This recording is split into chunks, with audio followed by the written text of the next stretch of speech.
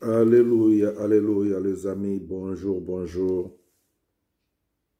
Que Dieu soit avec vous, que Dieu nous bénisse, que Dieu nous aide, que le Saint-Esprit nous aide à comprendre la parole de Dieu.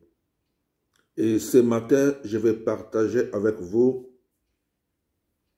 quelques versets et nous allons commencer à prendre dans le livre de Luc. Nous allons lire le livre de Luc, chapitre 9, à partir du verset 28 jusqu'au verset 31. Donc, le livre de Luc, chapitre 9, nous allons prendre à partir du verset 28 au verset 31. La Bible nous dit ceci. Environ 8 jours après qu'il lui dit ces paroles, Jésus prit avec lui Pierre, Jean et Jacques, et il monta sur la montagne pour prier. Pendant qu'il priait, l'aspect de son visage changea et son vêtement devint d'une éclatante blancheur. Et voici, des hommes s'entretenaient avec lui. C'étaient Moïse et Élie, qui apparaissant de la gloire parlaient de son départ qu'ils allaient accomplir à Jérusalem. Je relis encore ces versets et puis je vais exhorter. Luc chapitre 9, à partir du verset 28 au verset 31. La Bible nous dit ceci. Environ 8 jours après qu'il eut dit ces paroles, Jésus prit avec lui Pierre, Jean et Jacques. Et il monta sur la montagne pour prier. Pendant qu'il priait, l'aspect de son visage changea et son vêtement devint d'une éclatante blancheur. Et voici, des hommes s'entretenaient avec lui. C'étaient Moïse et Élie, qui apparaissant dans la gloire, parlaient de son départ qu'ils allaient accomplir à Jérusalem. Bien-aimés dans le Seigneur, nous savons tous, ou surtout pour ceux qui croient à la parole de la Bible, pour ceux qui croient en Jésus-Christ comme Seigneur et Sauveur, nous savons que c'est lui le Messie, c'est lui le Maître, c'est lui notre Dieu. Et nous prions le Père au nom de Jésus. Nous croyons en sa parole. Et nous croyons à tout ce qu'il a fait et tout ce qui sont écrits à son sujet, nous croyons. Par la conviction de son esprit qui habite en nous. Car son esprit nous convainc et nous fait croire à sa parole. Parce que lui-même, il est la parole. Alors, sur ces quelques versets, on nous parle de notre Maître, Christ Jésus, qui était monté à la montagne, qu'on appelle la montagne de transfiguration, pour prier. Donc, un lieu où il avait l'habitude de s'isoler, où il pouvait être seul devant le Père pour parler. Parce que lorsqu'on parle de la prière, c'est la communication. La communion, c'est tu parles et Dieu te répond. C'est pour ça dans la prière, ça demande des moments où tu dois parler et il y a des moments où aussi il faut garder silence pour écouter l'Esprit de Dieu. Et lorsque Dieu nous parle, il peut nous parler par des voix audibles, il peut aussi nous parler par l'esprit intérieur. Dans notre intérieur, nous pouvons sentir des paroles qui viennent ou des révélations ou des solutions à des questions qu'on a l'habitude soit de se poser, ou on se posait des questions et on reçoit des réponses lorsqu'on est dans la prière, parce que c'est là la communication qu'on a avec Dieu. Et en tant qu'un enfant de Dieu, nous avons souvent l'habitude, ou nous devons souvent avoir l'habitude de s'isoler souvent seul pendant quelques heures ou pendant quelques jours pour être seul devant le Père. Et pendant cette période-là, comme j'aime bien le dire, nous pouvons être en communion ou en communication qu'avec des personnes qui ont la même vision que nous.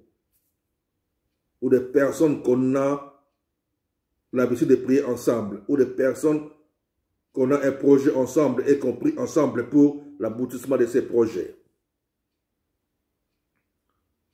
C'est pour cela que notre Maître Christ Jésus avait l'habitude d'aller dans les montagnes ou à la montagne, seul devant le Père, et avec lui, il prenait des personnes qui travaillaient ensemble avec lui, des personnes qui avaient la même vision que lui, des personnes qui marchaient en accord avec lui. Donc, ici, la Bible nous parle de Pierre, Jacques et Jean. Donc, la Bible dit que pendant qu'il priait, l'aspect de son visage changea et son vêtement devint d'une éclatante blancheur.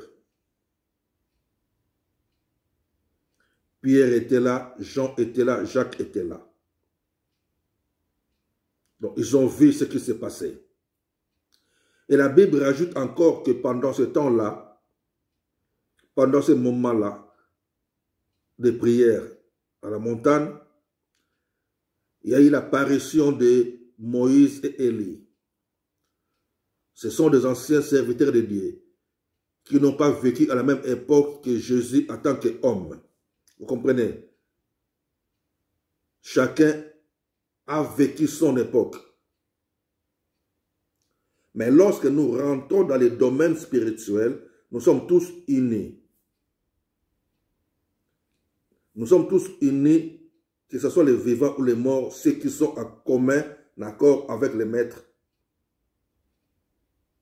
Parce que les morts, en vrai, ne sont pas morts, si on peut dire ça comme ça. Parce que la mort n'est qu'un passage pour quitter ce monde où nous sommes et passer dans un autre monde. Vous comprenez? Donc, je ne vais pas vraiment aller en détail, mais bref, vous comprenez qu'il y a eu Élie et Moïse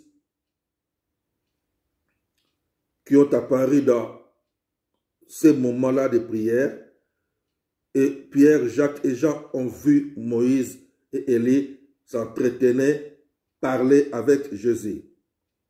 Des choses qui devaient advenir, des choses qui devaient arriver. Des choses qui devaient arriver dans l'avenir. Des choses que Christ devait faire dans l'avenir. Vous comprenez? Donc des choses qu'il devait accomplir à Jérusalem. Pour dire que nous qui sommes là, comme j'aime toujours dire, et c'est écrit dans la Bible, que nous sommes environnés d'une ces grandes nuées de témoins. Des personnes visibles ou invisibles qui nous environnent, qui surveillent notre vie chrétienne, qui surveillent notre marche, qui voient ce que nous faisons et sont là. Les autres sont là pour nous aider à aller de l'avant et à faire ce que Dieu veut que nous puissions faire. Pourquoi? Parce que nous, on a encore ce corps physique. On est encore sur cette planète. Nous avons encore le temps de faire cette œuvre-là. Et ceux qui sont passés avant nous, ceux qui ont déjà quitté ce corps physique, peuvent communiquer avec nous que dans ce domaine spirituel pour nous aider à avancer. C'est ce qui est arrivé avec Moïse et Élie. Ils ont fait ça avec Jésus-Christ, la montagne de transfiguration. Donc, qu'est-ce que je vais parler ici en vrai? Lorsque nous lisons l'histoire du tabernacle dans les livres d'Exode, lorsque nous lisons l'histoire du tabernacle dans les livres d'Exode, dans le chapitre 25, chapitre 27, chapitre 30, chapitre 38, on nous explique comment le peuple venait vers Dieu, tous ensemble, pour se présenter dans les parvis. Nous allons tous à la maison de Dieu. Tout le monde peut aller dans la maison de Dieu. Et tout le monde vient dans les parvis. Vous comprenez? Donc, vous pouvez voir l'histoire du tabernacle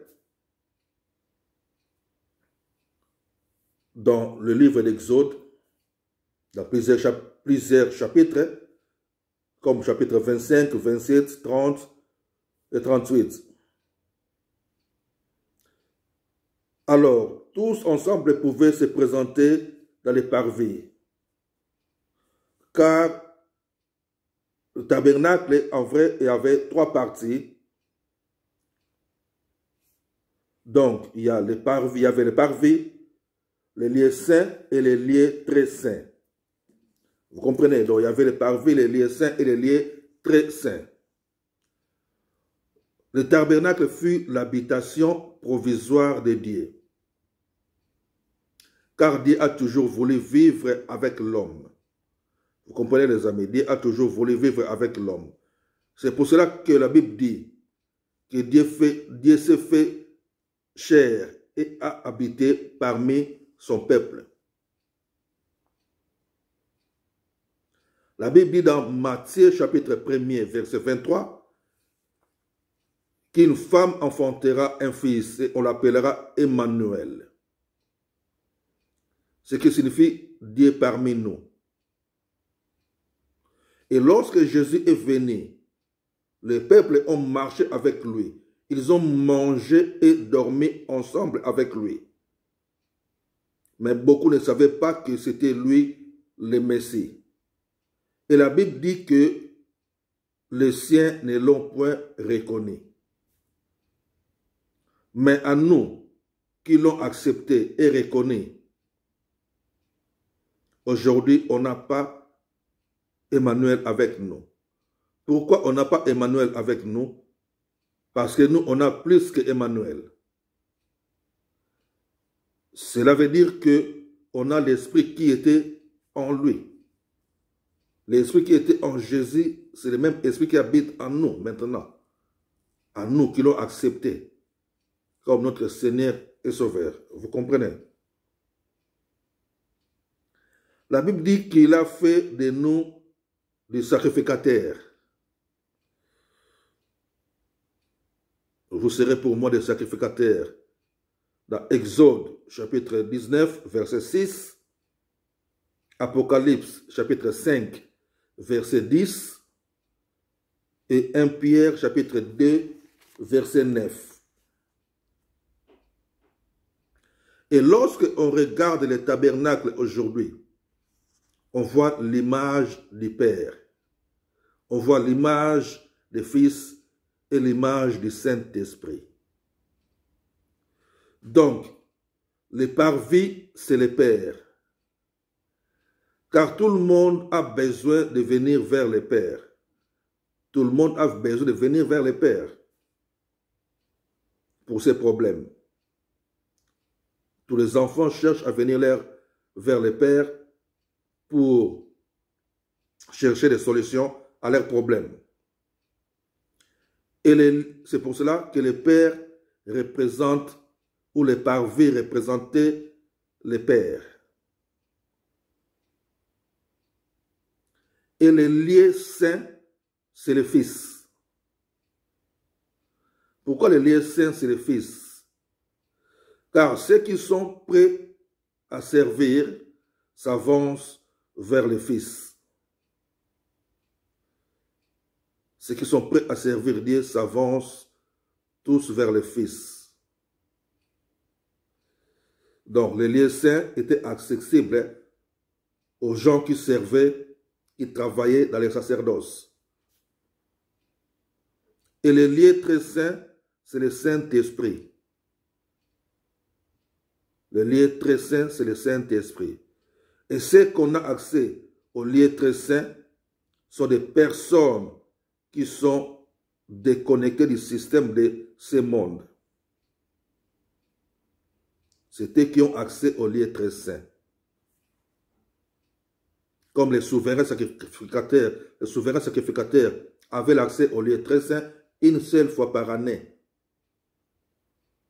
Mais nous, la Bible dit que Christ a fait de nous tous des sacrificateurs. Mais maintenant, ça dépend de toi de marcher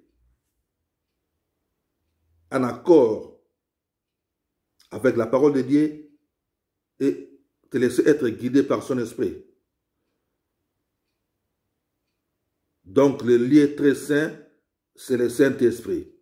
Et ceux qui ont accès au lieu très saint sont des personnes qui sont déconnectées du système de ce monde. Et ce sont des personnes qui marchent en accord avec le Saint-Esprit. Alors, dans les parvis, comme je dis, tout le monde pouvait être là. Tout le monde pouvait venir dans les parvis, mais l'accès dans les lieux saints était réservé qu'aux gens qui étaient consacrés à servir Dieu. Les lieux saints, tout le monde n'avait pas accès, sauf ceux qui faisaient partie de la sacerdoce. Et à la fin, les lieux très saints étaient l'endroit où la personne qui était souverain sacrificateur pouvait accéder qu'une seule fois par année pour offrir des sacrifices à Dieu. Et les lieux très saints étaient tellement sacrés que la personne qui entrait, on devait lui attacher une corde pour le tirer au cas où il y a un problème dedans. Car personne avait le droit d'entrer dans ce lieu très saint. Alors la Bible nous montre que lorsque Christ est venu, il a fait de nous tous des sacrificateurs. Et nous devons régner pour lui. Ce qui fait que nous avons tous accès à la présence de Dieu. Sur ce, maintenant, ça demande que chacun de nous doive individuellement être consacré dans son intimité avec Dieu. À savoir qu'il y a plusieurs connaissances. Et il y a des connaissances qui sont bons que pour les enfants et d'autres connaissances sont réservées qu'aux adultes. Vous comprenez? Il y a des prédications qu'on peut enseigner à la foule. Cela veut dire à des bébés spirituels ou à ceux qui sont encore dans les parvis. Et il y a des enseignements qu'on peut donner à ceux qui sont déjà dans les lieux saints, ce qui veut dire à ceux qui sont matures spirituellement. Car si on donne les enseignements qu'on donne à ceux qui sont matures, ceux qui sont dans les parvis, ceux qui sont dans les lieux saints, les enseignements qu'on leur donne, si on ramène ça à ceux qui sont restés dans le parvis, ils ne vont pas les supporter, ils risquent de vomir. Parce que c'est trop dur pour eux. Vous comprenez? Comme je dis, il y a des connaissances qu'on peut transmettre aux enfants.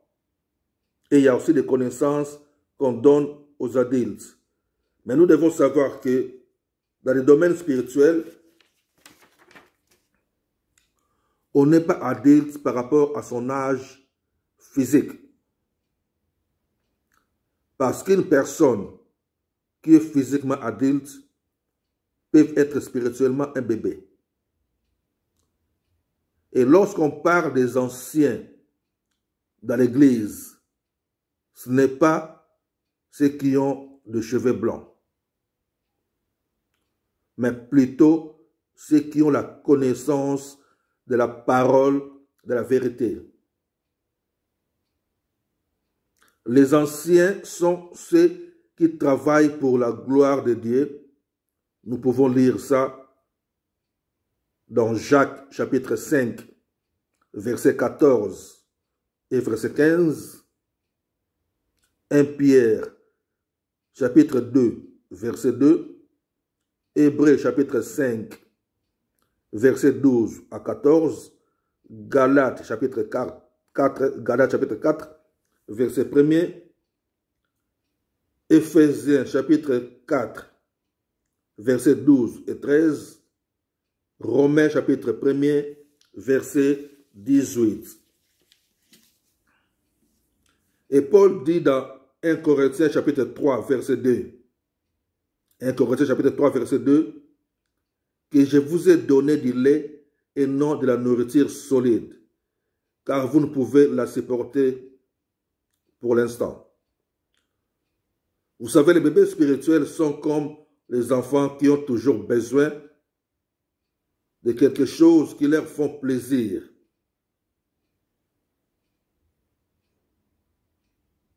C'est pour cela qu'ils sont tout le temps dans les églises à demander dans leurs prières. Il faut que demander, parce qu'ils veulent seulement qu'on leur donne, que Dieu leur donne ce qu'ils ont besoin. Et c'est ça les bébés spirituels. Vous comprenez? Mais lorsqu'on a la maturité spirituelle, donc on a accès au lieu saint, cela veut dire que la personne sait qu'on peut broyer les os. Ce qui veut dire que non, ils peuvent recevoir des choses dures, des paroles très dures. Et ils doivent les supporter. Ils savent qu'ils peuvent affronter des attaques, des épreuves où il va supporter. Vous comprenez? Nous avons lu, où nous connaissons l'histoire de Jésus après 40 jours dans le désert, dans le livre de Luc, chapitre 4, comment il a été tenté par l'ennemi, le diable. Et c'est comme ça que les personnes qui sont dans les lieux saints sont tentées. C'est comme ça. C'est par des choses que peut-être que vous pouvez négliger. Mais c'est comme ça que l'ennemi, le diable, fonctionne. Pour te renvoyer dans les parvis, là où il y a la foule. Que tu puisses demeurer comme des simples chrétiens, des chrétiens normaux, dans la foule, dans les parvis. Parce que ceux qui sont dans les lieux saints sont obligés à affronter des épreuves, des attaques de l'ennemi. Comme l'histoire de Joseph devant la femme de Potiphar. Donc ce sont des choses qui peuvent vous arriver aujourd'hui, mais vous ne savez pas, c'est parce que vous êtes dans les lieux saints. Et l'ennemi, le diable, vous présente des choses qui peuvent vous faire tomber, comme ça vous retournez dans les parvis. Donc il y a des choses qui arrivent, ce qu'on appelle les attaques, les épreuves. Donc, il faut les surmonter. Comme j'aime toujours dire, dans les domaines spirituels, vous ne pouvez pas faire un pas de plus en avant si vous n'avez pas encore vaincu les choses dans les niveaux où vous vous trouvez maintenant.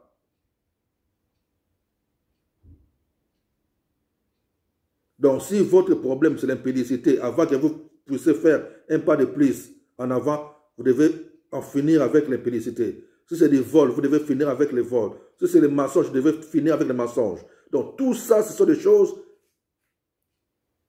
qui fait que non, soit vous réussissez et vous continuez à avancer, ou vous tombez, vous retournez dans le parvis, dans la foule. Vous comprenez? Donc, je peux dire qu'avec Dieu, il n'y a pas de limite. Il n'y a pas de limite, cela veut dire que vous pouvez monter dans plusieurs niveaux de la connaissance et de l'intimité avec les maîtres. J'aime aussi dire que les personnes que Dieu utilise, ils ont juste commencé à payer les petits prix, et ils continuent à payer et ça devient trop dur, mais pour lui, ça devient normal. Vous comprenez? Pour quelqu'un qui est dans le parvis, il peut tomber tout le temps, il est normal. Mais pour quelqu'un qui est déjà dans les lieux saints, comme je dis, si tu tombes, tu retournes dans le parvis, donc il faut faire tout encore pour monter dans les lieux saints. Je ne vais pas encore parler des lieux très saints. Là, je suis encore dans les lieux saints. Je dis que les parvis, c'est tout le monde. Vous comprenez? La foule. Maintenant, dans les lieux saints, c'est là où on doit vaincre toutes sortes d'attaques. Il est écrit comme le livre de Luc, chapitre 4. La parole dit ceci. Donc, c'est un lieu où tu n'attends pas qu'on te dise de faire des jeûnes et prières. Tu dois faire des programmes personnels toi-même.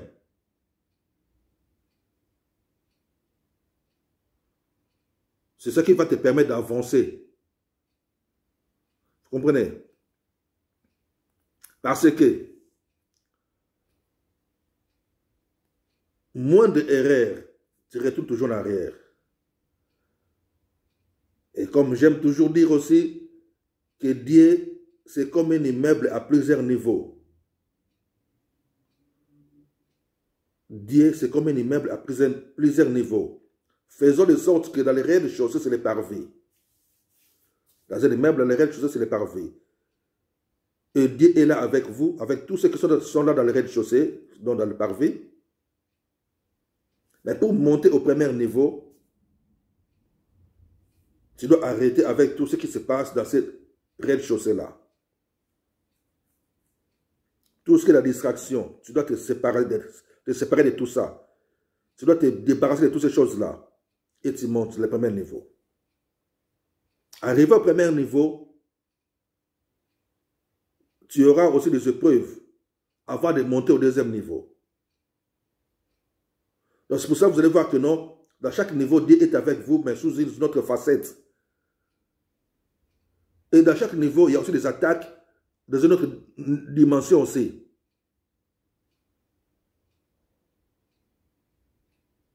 Donc, tu vas commencer à affronter l'ennemi, les diables, hein? Pas comme ceux qui sont en bas, dans les rez-de-chaussée. Vous comprenez? Plus tu montes, plus Dieu change et les attaques aussi changent. Mais nous devons toujours rester fermes et aller de l'avant.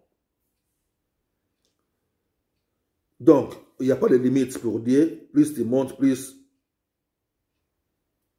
la gloire augmente ou l'onction augmente parce que nous devons les creuser nous-mêmes. C'est comme Dieu est les sources de salé. Source de salé, vous comprenez? Donc, c'est comme de l'eau que nous devons puiser nous-mêmes. Ça dépend de la quantité que vous voulez puiser de l'eau. L'eau là, c'est l'esprit. C'est la parole. C'est la force, la puissance. C'est pour cela que vous voyez, il y a des autres serviteurs de Dieu, ils parlent, c'est comme Dieu qui parle, et il y a des effets. Donc ces paroles produisent des effets. Il y a des autres serviteurs, ils lèvent sa main, c'est comme si une puissance électrique qui vous touche. Il y a des autres serviteurs, ils passent seulement à côté de vous, son ombre guérit des personnes tout autour. Tout ça, c'est parce que la manière dont tu vas commencer à monter dans ton intimité, dans ton attachement avec Dieu, plus tu montes, plus Dieu s'approche de toi, plus l'ennemi s'éloigne. Quand on dit l'ennemi s'éloigne, il ne s'éloigne pas très très loin, il revient de temps en temps. Vous comprenez? Il revient de temps en temps. Si vous lisez le livre de Luc, chapitre 4, je pense le verset 13, le diable s'éloigna de lui pour un moment. Donc je pense Luc, chapitre 4, verset 13. L'ennemi, je vérifie la Bible. Donc comme je dis,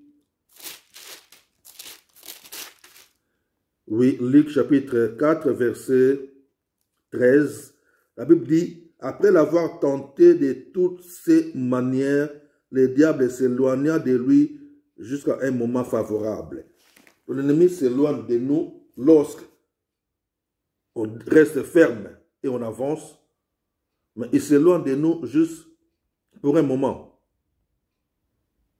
Parce que la Bible dit aussi que non, il rôde tout autour et il cherche.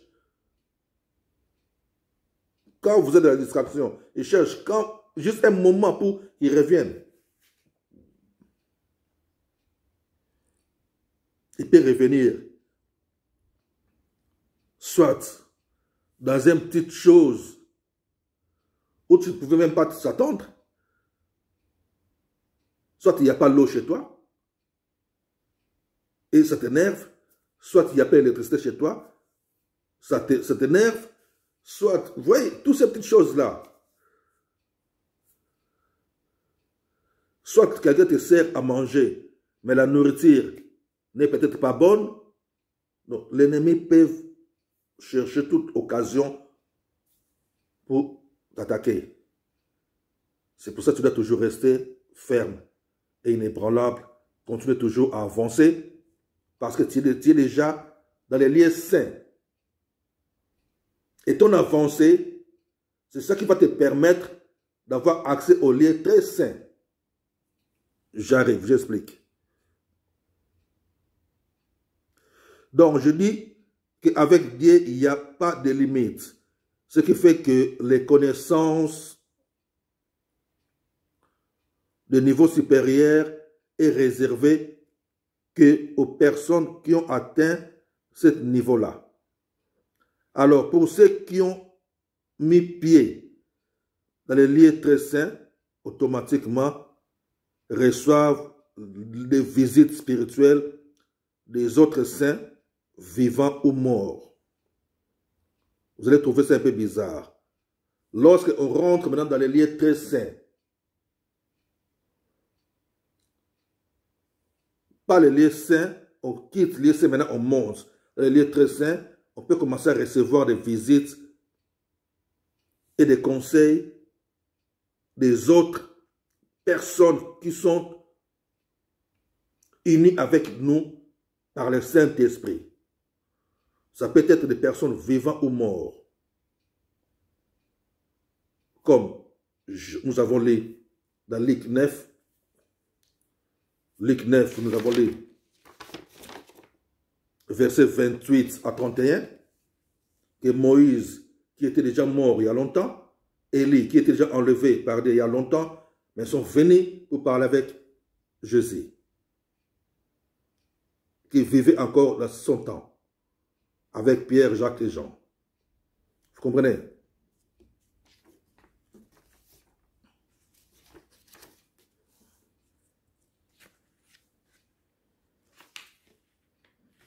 Donc,